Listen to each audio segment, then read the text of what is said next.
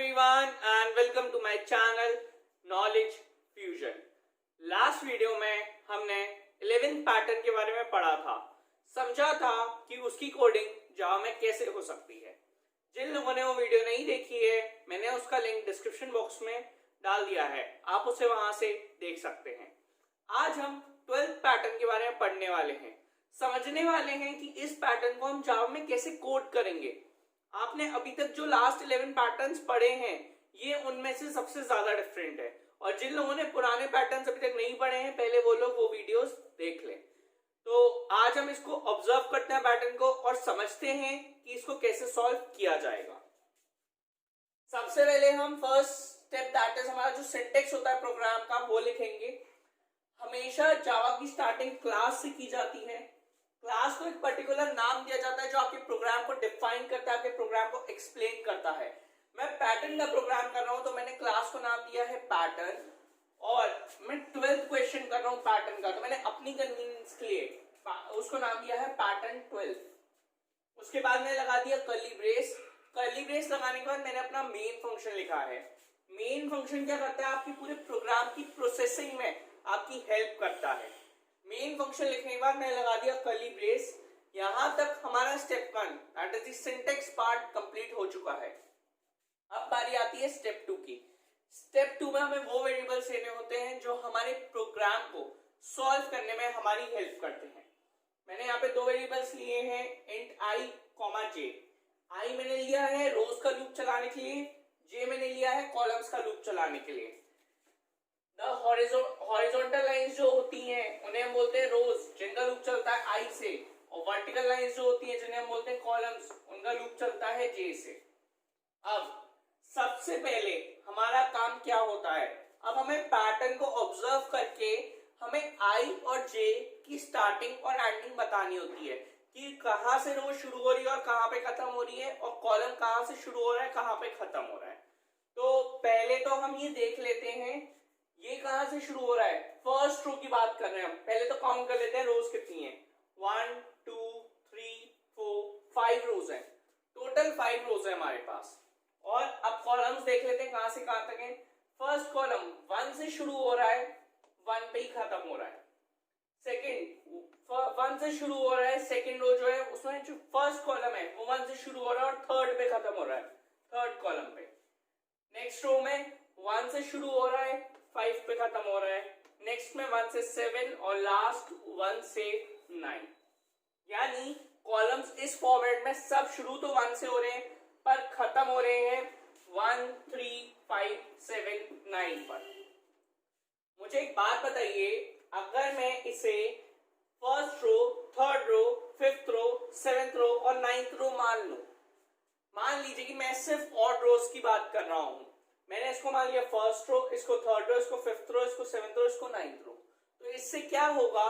जब मेरी first row चलेगी तो जे का लूप 1 से 1 तक, जब मेरी थर्ड रो चलेगी तो जे का लूप 1 से 3 तक, यानी जिस नंबर की रो होगी एलिमेंट भी वहीं तक प्रिंट होगा। तो इससे हमें सॉल्व करने में आसानी होगी। तो हम ये मान सकते हैं कि हम first row, third row, fifth row, seventh row, 9th row print कर रहे हैं। कर हम 5 ही रो रहे हैं पर ऑड रोज प्रिंट कर रहे हैं। तो अब हम जावा में इसकी कोडिंग कैसे करेंगे? सबसे पहले हम फॉर का आई का लूप लिखेंगे। अब मैं इसको रब कर देता हूं।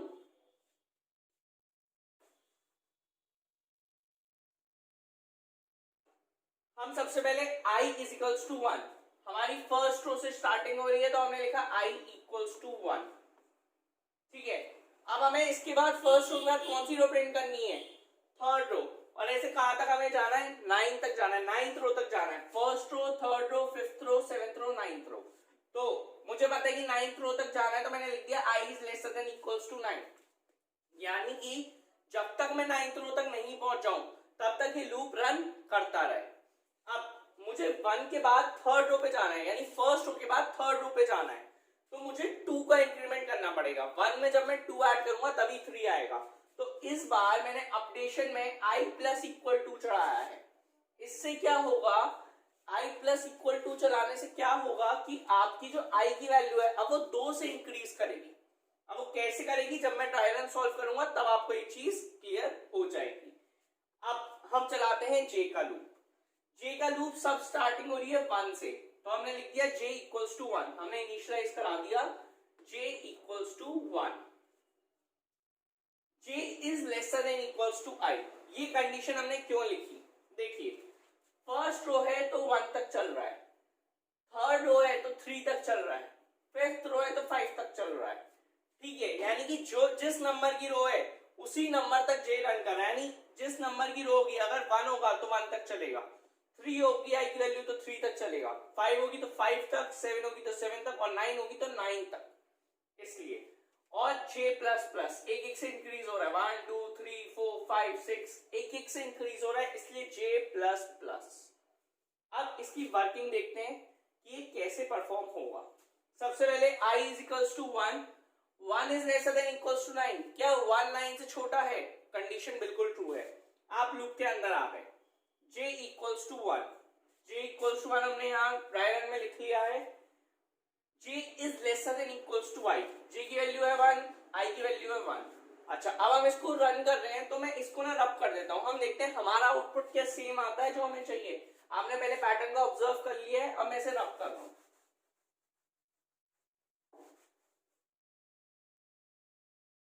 अब देखते हैं j equals to 1, j is lesser than equals to i, j की वैल्यू क्या है 1, i की वैल्यू क्या है 1, 1 is lesser than equals to 1, क्या 1 1 से छोटा है, नहीं, क्या 1 1 के इक्वल है, कंडीशन ट्रू है, कंडीशन ट्रू है तो आप अंदर आ जाएंगे। SOPJ system dot out dot print, आप शॉर्ट फॉर्म SOP नहीं लिख सकते, आपको पूरा लिखना पड़ेगा system dot out dot print, system dot out dot print j, यानी कि ये क्या कर रहा है, ये j प्रिंट करा रहा है, j की वैल्यू क्या है 1, तो ये हमने 1 प्रिंट करा दिया। अब अगर यहाँ ln लगा होता, system dot out dot print ln, तो मेरा जो कर्सर है वो इस लाइन को छोड़ के नेक्स्ट लाइन पे आ जाता, पर सिर्फ SOP लगा हुआ है, ln नहीं है, तो कर्सर यहीं रहेगा। अब इसको कंप्लीट करने के बाद हम यहां से इधर जाएंगे j प्लस प्लस पे, j प्लस प्लस क्या करेगा, j की वैल्यू 1 से अपडेट करेगा, 1 से अब वो अपडेट होके 1 से इंक्रीज होके क्या हो जाएगी 2 हो जाएगी। अब हम कंडीशन चेक करेंगे, 2 is lesser than equals to i, i की वैल्यू 1 है, 2 क्या 1 से छोटा है, नहीं, क्या 2 1 के इक्वल है, नहीं, कंडीशन हो गई फॉल्स, आप आ गए j के लूप के बाहर। जैसे आप बाहर आए आपने देखा SOPLN, एम्प्टी SOPLN, ये क्या करेगा कि यहाँ पे जो आपका कर्सर है इसे नेक्स्ट लाइन में ले जाएगा, यहाँ पे। ऐसा हमने क्यों किया, क्योंकि हमें फर्स्ट रो में जो चीज चाहिए थी, जो एलिमेंट्स चाहिए थे या जो एलिमेंट चाहिए था वो हमारा कंप्लीट हो चुका है, हमारी फर्स्ट रो प्रिंट हो चुकी है। अब हमें अपनी थर्ड रो प्रिंट करनी है, हम ऑड रोज प्रिंट कर रहे हैं इसलिए मैंने सेकंड नहीं बोला, मैंने बोला अब हमें अपनी थर्ड रो प्रिंट करनी है, तो इसलिए SOPLN की हेल्प से क्या होगा, सिर्फ लाइन चेंज होगी, सिर्फ लाइन चेंज करने में ये SOPLN हमारी हेल्प करता है। आप शॉर्ट फॉर्म नहीं लिख सकते, आपको पूरा लिखना पड़ेगा system dot out dot print ln। जैसे ही ये रन करेगा, इसके रन करने के बाद हम वापस ऊपर जाएंगे, i plus equal to, i के लूप के अपडेशन पार्ट पे जाएंगे। अब ये अपडेट होगा, i प्लस इक्वल टू का क्या मतलब है, i is equals to i plus 2, i की वैल्यू क्या है 1 है, 1 प्लस 2, ये हमने लिखा 1 प्लस 2 कितना हो गया ये 3, तो i की वैल्यू क्या हो गई 3 हो गई, तो ये अपडेट हो गया, i की वैल्यू 3 हो जाएगी। i की वैल्यू जैसे ही 3 हुई हम यहां से कंडीशन चेक कराएंगे, 3 is lesser than equals to 9, क्या 3 9 से छोटा है, कंडीशन ट्रू है, अंदर आ जाएंगे, j इक्वल्स टू 1। अब हम अपनी थर्ड रो प्रिंट कर रहे हैं, तो जो कॉलम्स का लूप है j वो फिर से 1 से स्टार्ट होगा, क्योंकि मैंने आपको दिखाया था कि सारे कॉलम्स हमारे 1 से स्टार्ट हो रहे थे, तो j की वैल्यू अब फिर से 1 हो जाएगी। अब हम फिर से j का लूप रन करेंगे, 1 is lesser than equals to i, j is lesser equals to i, यानी 1 is lesser than equals to 3, 1 is lesser than equals to 3, condition true है, 1 3 से छोटा है, तो अब हम अंदर आ जाएंगे। SOPJ, अगेन हम j प्रिंट कर रहे हैं, इस बार j की वैल्यू क्या है 1 ही है, तो हम जाएंगे यहाँ पे और 1 प्रिंट कर देंगे। इसको प्रिंट करने के बाद अब हम वापस अपडेशन पार्ट पे जाएंगे, j प्लस प्लस, j की वैल्यू 1 करके क्या हो जाएगी 2 हो जाएगी। अब आप कंडीशन चेक करोगे, 2 is lesser than equal to i, i की वैल्यू क्या है 3, तो 2 is lesser than equals to 3, क्या 2 3 से छोटा है, कंडीशन ट्रू है। अब अंदर आए SOPJ, अगेन j प्रिंट हुआ, इस बार j की वैल्यू क्या थी 2 थी, तो ये हमने 2 प्रिंट कर दिया। जैसे ही 2 प्रिंट हुआ आप अगेन ऊपर गए j प्लस प्लस, j की वैल्यू 2 से इंक्रीज होगी क्या हो गई 3 हो गई। अब वापस कंडीशन चेक करेंगे, 3 is lesser than equal to 3, क्या 3 3 से छोटा है, नहीं, क्या 3 3 के इक्वल है, हाँ, तो हमारी कंडीशन ट्रू है। दोनों में से एक चीज ट्रू होनी ही होनी चाहिए, तो कंडीशन ट्रू है तो अंदर आए SOPJ, अगेन हमें j प्रिंट करना है, इस बार j की वैल्यू क्या है 3 है, तो हम क्या करेंगे अब 3 प्रिंट कर देंगे। 3 प्रिंट होते ही हम ऊपर जाएंगे j प्लस प्लस, j की वैल्यू क्या हो जाएगी इंक्रीज होके 4 हो जाएगी। अब हम कंडीशन चेक करेंगे, 4 is lesser than equals to 3, क्या 4 3 से छोटा है, नहीं, क्या 4 3 के इक्वल है, नहीं, कंडीशन हमारी टोटली फॉल्स हो गई। अब हम लूप के बाहर आ जाएंगे, जैसे ही कंडीशन फॉल्स हुई हम लूप के बाहर आए, आपने देखा एम्प्टी SOPLN चल रहा है, जो क्या करता है हमारी क्या हेल्प करता है, इस लाइन को चेंज करके नेक्स्ट लाइन में आने के लिए वो हेल्प करता है। तो अब हमारा कर्सर यहां से यहां पे आ गया, जैसे ही ये रन हो जाएगा अब हम ऊपर जाएंगे i प्लस इक्वल टू पे। i प्लस इक्वल टू का क्या मतलब है, i is equals to i plus two, ये शॉर्ट फॉर्म लिखी जाती है, इसको i equals to i plus two को शॉर्ट में ऐसे लिखते हैं i प्लस इक्वल टू, पहले जो ऑपरेटर साइन है i के साथ उसे लगाते हैं, इक्वल्स टू जितना अपडेट होना होता है 2 अपडेट होना है तो 2 नंबर लिख दिया। तो अब इसको हम रन करेंगे, तो अब इसे देखते हैं, i की वैल्यू आपकी क्या है, आपकी i की वैल्यू 3 है, तो 3 प्लस 2 इज इक्वल्स टू 5, तो i की वैल्यू इस बार क्या हो जाएगी अपडेट होके 3 से 5, 2 से इंक्रीज हो गई वैल्यू। अब हम 5th रो की प्रिंटिंग देखेंगे, तो अब हम वापस आते हैं, कंडीशन चेक करते हैं, 5 is lesser than equals to 9, क्या 5 9 से छोटा है, कंडीशन ट्रू है। कंडीशन ट्रू है तो अंदर आ जाएंगे j इक्वल्स टू 1, अब j फिर से 1 से स्टार्ट होगा, क्योंकि 5th रो प्रिंट कर रहे हैं तो फिर से 1 से स्टार्ट होगा। 1 is lesser than equals to i, i की वैल्यू क्या है 5, 1 is lesser than equals to 5, condition true, अंदर आए SOPJ, j यानी कि j फिर से प्रिंट होगा, j की वैल्यू क्या है 1 है, तो यहाँ पे हम 1 प्रिंट कर देंगे। ऊपर गए j प्लस प्लस, j की वैल्यू 1 काट के क्या हो गई 2 हो गई। अब हम कंडीशन चेक करेंगे, 2 is lesser than equal to i, 2 is lesser than equal to 5, क्या 2 5 से छोटा है, कंडीशन ट्रू है, अंदर आ गए, अगेन j प्रिंट होगा, SOPJ लिखा हुआ है, j की वैल्यू क्या है 2, तो इस बार क्या प्रिंट होगा 2 प्रिंट होगा, ठीक है। मैं इसको रफ कर देता हूं, जैसे ही 2 प्रिंट हुआ हम फिर से ऊपर जाएंगे j प्लस प्लस, j की वैल्यू क्या हो जाएगी 3, ये तब तक रन करता है जब तक लूप फॉल्स नहीं होता, ये देखिए कर्ली ब्रेस लगे हुए हैं ना, इसलिए ऐसे ही रन करता रहता है जब तक लूप फॉल्स नहीं होता।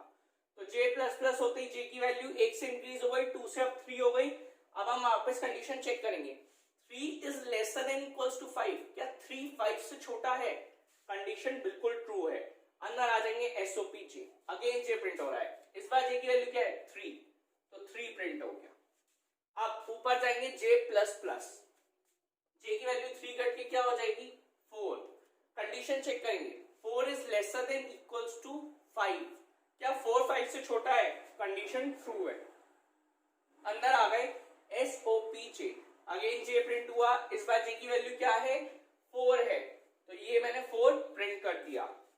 इसके बाद हम ऊपर गए j प्लस प्लस, j की वैल्यू हो जाएगी 5,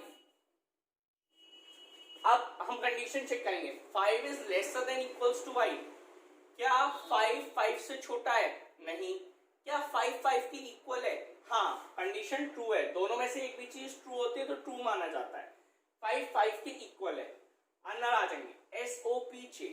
अगेन अब हम J प्रिंट करेंगे, तो इस बार J की वैल्यू क्या है 5 है, तो ये हमने 5 प्रिंट कर दिया।